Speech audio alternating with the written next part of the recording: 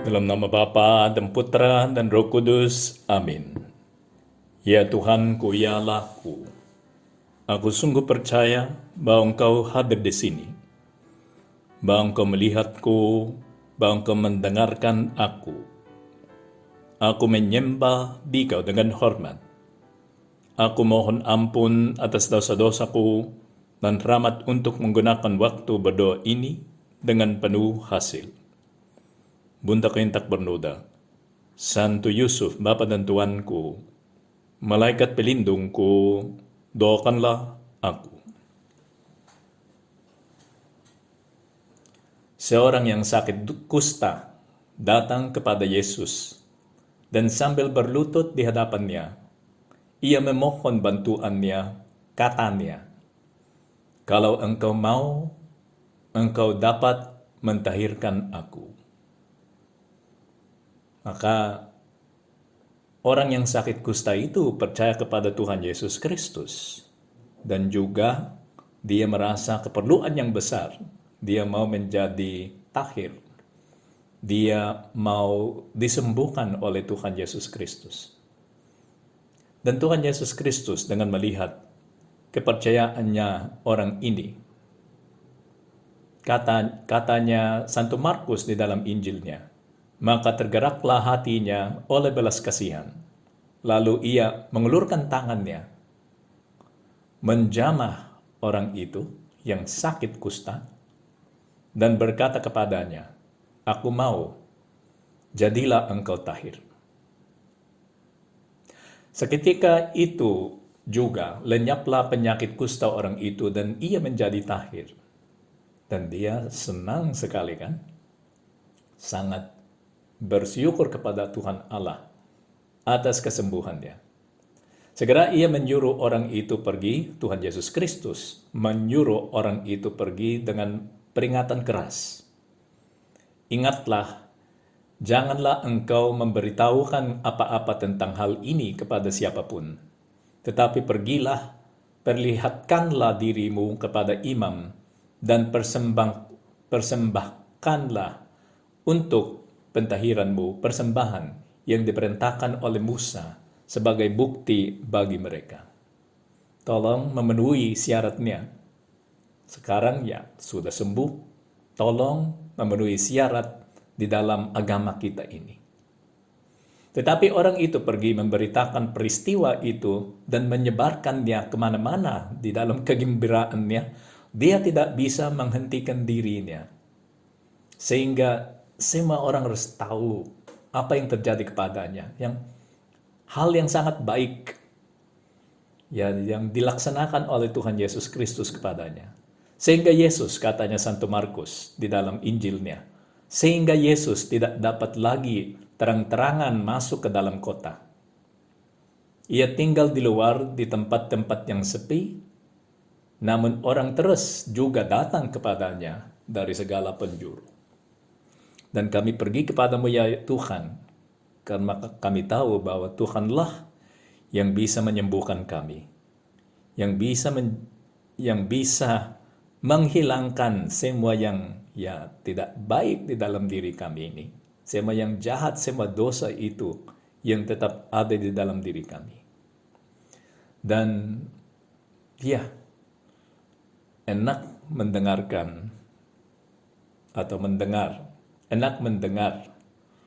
perkataannya Tuhan Yesus Kristus itu. "Aku mau, jadilah engkau tahir." Semoga Tuhan kami juga menjadi tahir. Dan semoga kami mampu meminta kebersihan hati ini dengan ya tujuan yang sangat jujur, dengan cinta akan Engkau ya Tuhan. Bukan hanya karena kami merasa kotor, melainkan karena kami tidak mau melanggar perintahnya Tuhan lagi. Katanya Santo Josemaria di dalam bukunya Jalan, pokok renungan nomor 142. Domine, ya, dia mengutip ya yang ayat ini di dalam Injil menurut Santo Markus.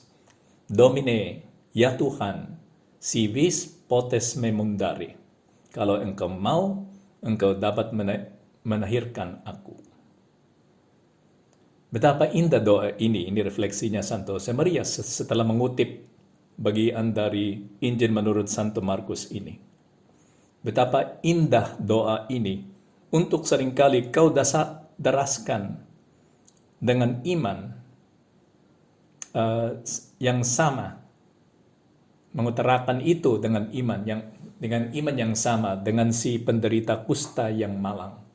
Jika sesuatu terjadi kepadamu, yang Tuhan, engkau dan aku ketahui dapat terjadi, ya, kalau ada sesuatu yang terjadi yang membuat kita tidak murni, ya, marilah kita pergi kepada Tuhan dan mengatakan kepadanya, kalau engkau mau ya Tuhan, engkau dapat melahirkan aku. Tidak lama kemudian engkau akan mendengar jawaban sang guru, katanya Santo Josemaria. Volo mundari, aku mau, jadilah takhir. Hari esok yang hari ini yang minggu ke-6 di dalam masa biasa ini adalah tanggal itu adalah 14 Februari. Ini adalah hari cinta yang dirayakan di seluruh dunia. Ya, saat sama 14 Februari itu adalah hari ulang tahunnya pendirian bagian wanita dalam Opus Dei. Karena sesuai dengan kehendaknya Tuhan, dua bagian itu tidak didirikan bersama. Maka yang pertama adalah seperti seluruh Opus Dei, yang dengan yang laki-laki, hanya pada waktu itu pendiri Opus Dei, Santo Josemaria, salah berpikir bahwa karena semua anggota pertama itu adalah laki-laki, maka dia berpikir mungkin Opus Dei ini untuk laki-laki aja. Tapi justru 14 Februari 1930 di dalam Misa Kudus yang dia merayakan untuk seorang wanita, ya, dia melihat bahwa Opus Dei ini harus ada, ya, di dalam Opus Dei ini harus ada anggota wanita. Kenapa? Karena yang diajari Opus Dei adalah bahwa semua macam profesi, semua yang kita melaksanakan di dalam dunia ini bisa menjadi jalan untuk menjadi orang kudus. Supaya itu bisa digambarkan dengan baik, semuanya, bukan hanya laki-laki, tapi semuanya termasuk laki-laki dan wanita, semua yang mereka melaksanakan apapun itu harus dilihat sesuatu yang membawa kita kesucian, membuat kita orang kudus. Nah, ini hari cinta dan hari ulang tahun pendirian bagian wanita Opus Dei juga. Ini adalah hari ulang tahun pendirian Serikat Imamat Salib Suci di dalam Opus Dei. Ini yang bagian yang seperti, ya, serikat, organisasi terpisah tapi semangatnya sama, di mana yang romo-romo itu yang diosesan bisa menerima dukungan spiritual, ya, sesuai dengan semangat Opus Dei. Itu bantuan yang diberikan kepada romo-romo projo, ya, maka hari ulang tahun pendirian serikat itu juga 14 Februari. Hanya tahun yang 43 itu. Dengan 3 perayaan itu, hari cinta, hari ulang tahunnya pendirian bagian wanita Opus Dei, hari ulang tahunnya pendirian Serikat Imamat Salib Suci, biasanya misa yang dipilih untuk merayakan 3 hal ini adalah misa yang disebut dalam bahasa Latin Mater Pulchre Dilectionis. Mater Pulchre Dilectionis. Terjemahannya di dalam bahasa Indonesia adalah Ibunda Cinta yang Indah. Seperti itu. Ibunda Cinta yang dari cinta yang indah. Karena memang hatinya itu Bunda Maria penuh dengan cinta. Dan demikian karena itu hati yang penuh cinta, maka itu sangat indah. Menggembirakan kita kan melihat hati seperti itu. Kalau kita melihat orang yang tujuannya itu selalu baik, orang yang bersih hatinya, itu menyenangkan kan? Kita mau menjadi temannya, kita mau mendekati ya orang seperti itu yang hatinya itu murni, hatinya itu bersih. Dan itulah yang kita ingat waktu kita membaca ini kan, di dalam Injil menurut Santo Markus, si orang itu yang sakit kusta mengatakan kepada Tuhan Yesus Kristus, kalau engkau mau, engkau dapat mentahirkan aku. Aku bisa menjadi bersih. Dan jawabannya Tuhan, aku mau. Jadilah engkau tahir. Nah, di dalam hari ini yang 14 Februari, mana seluruh dunia merayakan Hari Cinta, semoga semua orang itu mempunyai cinta yang indah, yang berkenan kepada Tuhan. Ya, masalahnya mungkin banyak kali itu tidak jadi kan. Maka cara bagaimana Hari Cinta itu dirayakan tidak berkenan kepada Tuhan. Tapi kita tidak boleh menyerah. Kita harus tetap menyebarkan ajaran ini bahwa semua cinta itu harus murni. Tujuannya harus baik. Itu bukan maksudnya bahwa yang seks itu adalah sesuatu yang kotor. Itu diciptakan oleh Tuhan. Oleh karena itu harus murni dan indah. Harus dipakai sesuai dengan tujuannya. Karena tujuannya itu benar dan baik, maka hati orang itu yang melaksanakan itu adalah murni. Bantulah kami ya Tuhan, itu kemurnian hati. Katanya Santo Josemaria, banyak kali kalau kita berpikir tentang kemurnian hati dan cinta ini, dan kita harus berusaha untuk tetap bersih hati kita dari sudut pandangan ini. Banyak kali katanya Santo Josemaria, kita merasa bahwa perjuangan batin ini adalah sesuatu yang negatif. Tolak ini, tolak itu, jangan melaksanakan itu, jangan semuanya itu, jangan. Tapi katanya, kita harus ingat bahwa perjuangan batin itu, supaya hati kita ini menjadi murni, adalah perjuangan yang positif. Okay? Positif. Nah, banyak kali kalau perjuangan batinnya itu negatif, ya, dari sudut pandangan psikologis juga, itu tidak terlalu menyenangkan. Maka kita stres terus kan?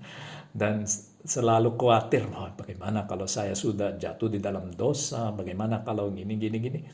Ya, itu karena perjuangannya negatif. Maksudnya kita coba sampai yang batasan terakhirnya kemurnian itu, dan sampai ke tempat itu tapi tidak mau menyeberang sampai melaksanakan yang jahat kan. Perjuangan seperti itu susah. Kita harus positif. Maksudnya sejak awal tujuan kita sudah harus baik. Sejak awal kita harus mau melaksanakan segala sesuatu, termasuk semua yang ada di dalam seksualitas kita ini, sesuai dengan kehendaknya Tuhan. Dan banyak kali kalau orang melaksanakan itu, memakai seksualitasnya itu sesuai dengan kehendaknya Tuhan, akhirnya dialah yang paling bahagia. Bukan orang-orang itu yang main-main dengan seksualitasnya, melainkan orang yang memakai seksualitasnya dengan baik. Demi cinta akan seorang dan demi cinta akan Tuhan. Demikian, seperti yang dikatakan oleh Katekismus Gereja Katolik. Soal memperbaiki seksualitas kita itu kalau ada masalah, kan? Kalau ada masalah, soal memperbaikinya adalah perjuangan yang positif. Maksudnya, menempatkan seksualitas itu di ke tempatnya yang sungguh. Ini yang dijelaskan oleh Yohanes Paulus II di dalam Theology of the Body, kan? Teologi badan ini. Apa yang dia menunjukkan kepada kita?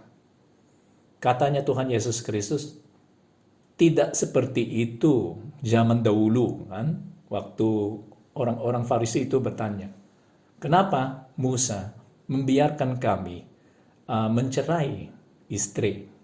Dan katanya Tuhan Yesus Kristus, tidak seperti itu zaman dahulu. Ya, waktu manusia ini diciptakan, tidak seperti itu. Dan itu dipakai oleh Santo Yohanes Paulus II untuk menggambarkan kepada kita tempatnya seksualitas ini, yang bisa ditemukan juga, ajaran yang bisa ditemukan di dalam Katekismus Gereja Katolik. Apa yang terjadi setelah dosa asal? Menurut penjelasan itu dari Yohanes Paulus II, yang terjadi adalah ada ketidakaturan antara yang spiritualitas kita yang tinggi ini dan seksualitas kita. Di dalam Adam dan Hawa, hubungan antara spiritualitas kita yang tinggi, kehidupan rohani kita ini yang mau mencari dan mau melaksanakan kehendaknya Allah, sangat berhubungan erat dengan seksualitas yang menaati bagian spiritual, kan? Maka semua yang ada di dalam Adam dan Hawa itu harmonis, yang kehidupan spiritualnya dan intelektual dan seksualitasnya. Maka seksualitas itu tidak melarikan diri dari bagian spiritual, tidak yang berdemo melawan yang ada, melawan yang spiritual. Kedua-duanya itu sangat sepakat dan berjalan bersama secara harmonis. Nah, setelah dosa asal itu hilang, harmoni itu hilang. Justru dulu mereka tidak peduli kalau keduanya itu telanjang. Tapi setelah dosa asal, tiba-tiba mereka harus buat pakaian, menyembunyikan apa yang diciptakan oleh Tuhan, karena menjadi kesempatan supaya orang lain itu tergoda. Karena ada sesuatu yang keliru di dalam diri kita sekarang karena dosa asal. Nah, tugas kita supaya kita bisa menjadi seperti yang dulu, sesuai dengan desain yang dibuat oleh Allah, kita harus mengambil seksualitas kita ini, menempatkannya lagi di tempatnya yang sungguh.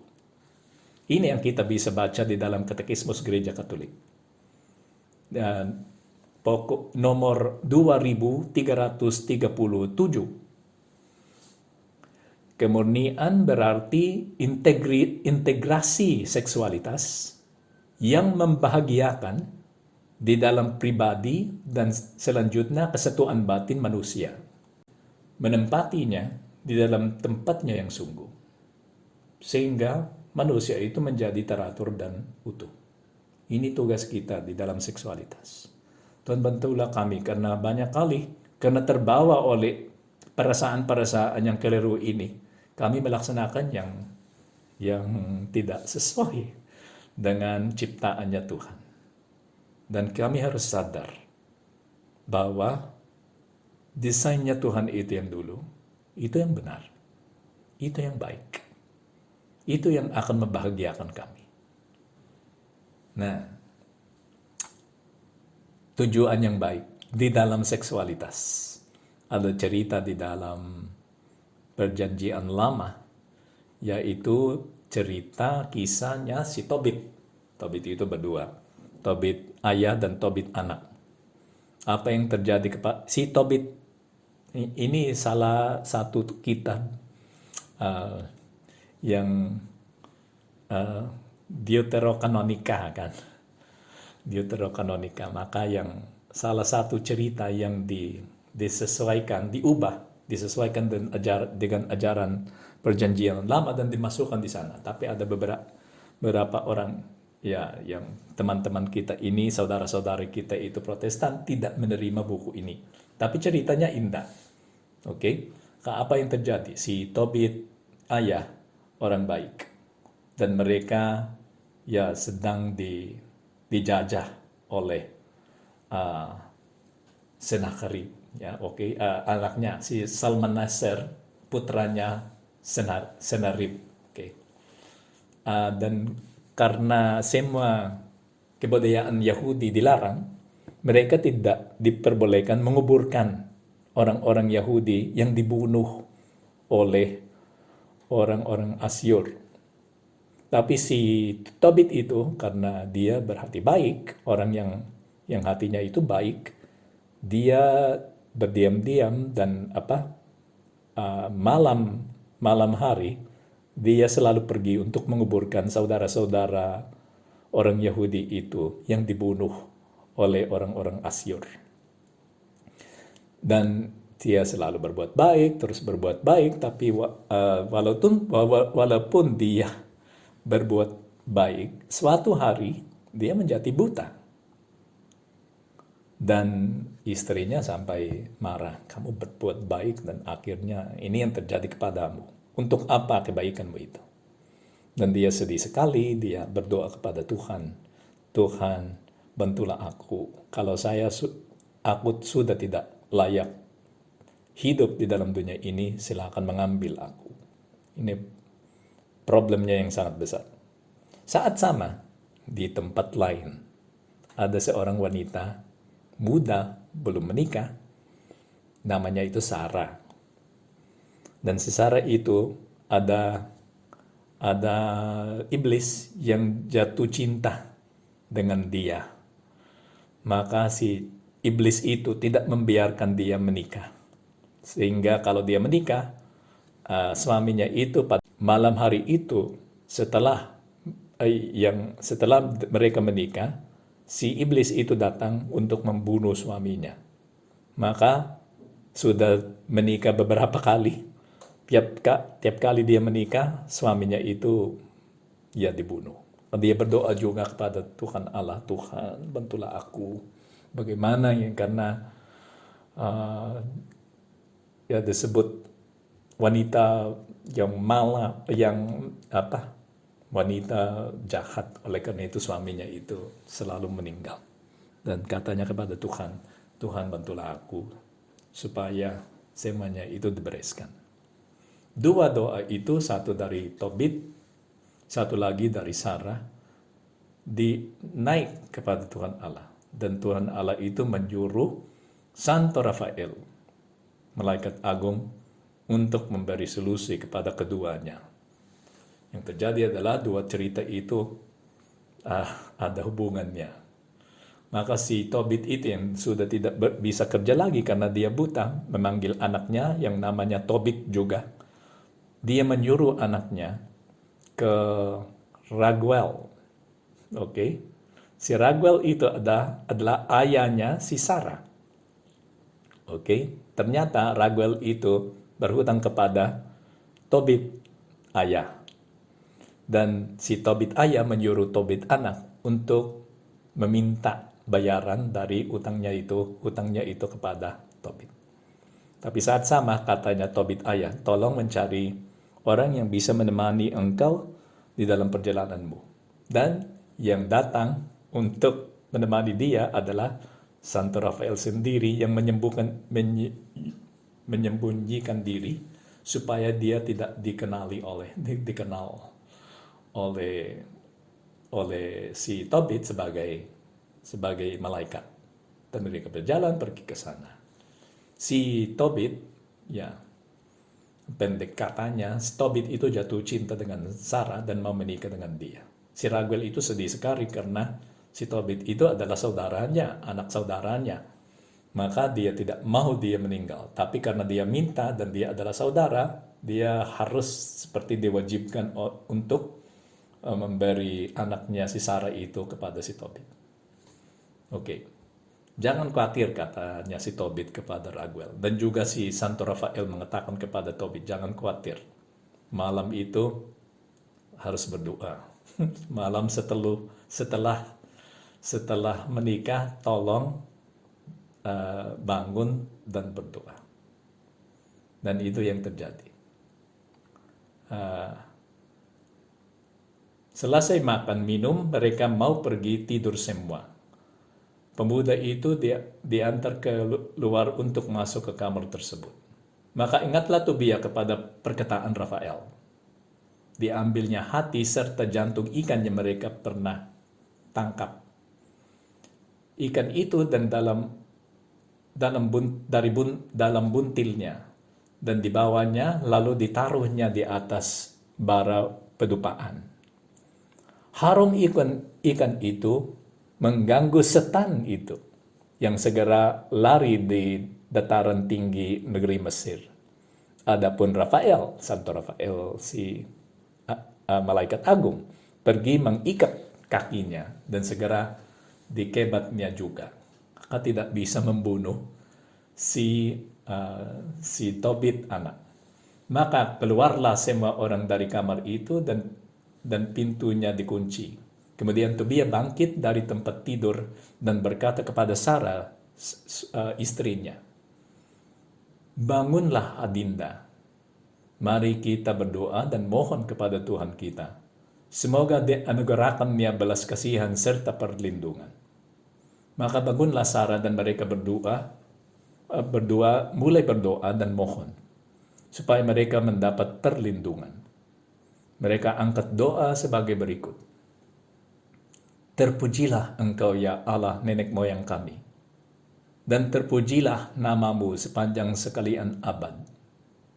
Hendaknya sekalian langit memuji Engkau, dan juga segenap ciptaanmu untuk selama-lamanya. Engkaulah yang telah menjadikan Adam, dan baginya telah kau buat Hawa istrinya sebagai pembantu serta penopang. Dari mereka berdua lahirlah umat manusia seluruhnya. Engkau pun bersabda pula, tidak baik kalau manusia itu seorang diri saja. Mari kita menjadikan penolong baginya yang sepadan dengan dia. Dan si Tobit itu seperti di dalam doanya menjelaskan kepada Tuhan Allah tujuannya kenapa dia menikahi Sarah. Nah, bukan karena nafsu berahi, sekarang ku ambil saudariku ini, melainkan dengan hati benar. Sudilah kiranya mengasihani aku ini, dan dia, dan membuat kami menjadi tua bersama. Tolong selamatkanlah aku supaya aku tidak mati, katanya kepada Tuhan. Karena tujuanku itu baik, hatinya bersih. Serentak berkatalah mereka, amin, amin. Kemudian mereka tidur semalam-malaman. Dan akhirnya mereka, keduanya itu hidup. Dan happy ending yang ini. Kisah Tobit. Oke, silakan membaca sendiri kalau berminat membacanya.